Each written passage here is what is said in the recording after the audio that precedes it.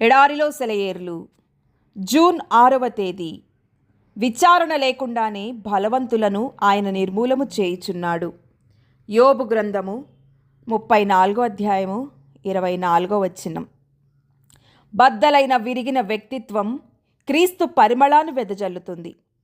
యాకోబు పెనూయేలు యొద్ద దేవునితో పోరాడినప్పుడు విరిగిపోయాడు. బేతనియలో తన సహోదరుడు మరణించినప్పుడు మరియ కూడా విరిగిపోయింది.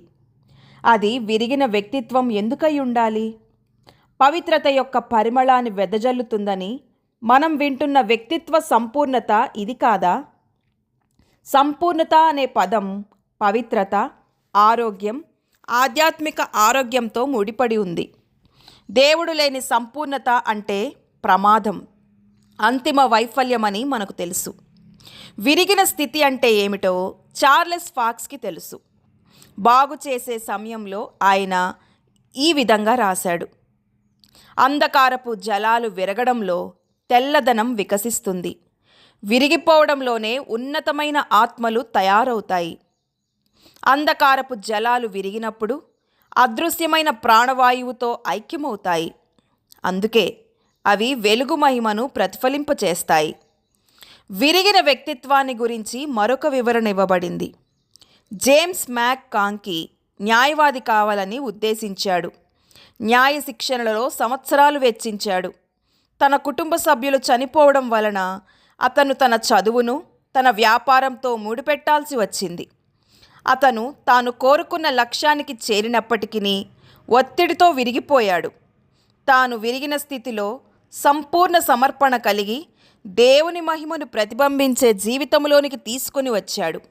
ప్రోత్సాహం, బలం అవసరమైన వారికి అనేక ధ్యానాలను, ఆలోచనలను రాశాడు.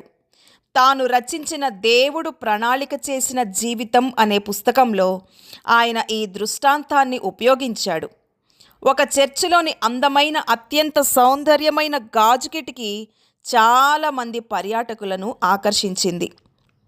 ఒక రాత్రి భయంకరమైన తుఫాను రేగింది. కిటికీ ఫ్రేమ్ పగిలిపోయి గాజు ముక్కలు నేలపై చెల్లాచెదురుగా పడిపోయాయి. దుఃఖంతో ఉన్న పట్టణ ప్రజలు ఆ ముక్కలను పోగేసి వాటిని ఒక పెట్టెలో వేసి ఒక క్రింది గదిలోని దాచారు. ఒకరోజు అపరిచితుడైన ఒక వ్యక్తి వచ్చి ఆ గాజు ముక్కలను చూడడానికి, వాటిని తనతో తీసుకొని వెళ్ళడానికి అనుమతిని అడిగాడు. సరే, వాటి వల్ల మాకు ఎలాగూ ఉపయోగం లేదు అని వాళ్ళు చెప్పారు. ఆ తరువాత పగిలిన గాజు ముక్కలతో పనిచేసే ఒక సుప్రసిద్ధ కళాకారుని నుండి ఆ పట్టణ అధికారులకు ఒక రహస్య ఆహ్వానం అందింది. తన స్టూడియోలో ఉన్న ఒక తెరను తొలగిస్తే అక్కడ గతంలో కంటే మరింత అందమైన ఒక కిటికీ ఉంది. ఆ కళాకారుని నుండి ఇంటికి తీసుకెళ్లడానికి ఒక మంచి బహుమానం. దేవుడి మాటలను దీవించునుగాక. ఆమెన్.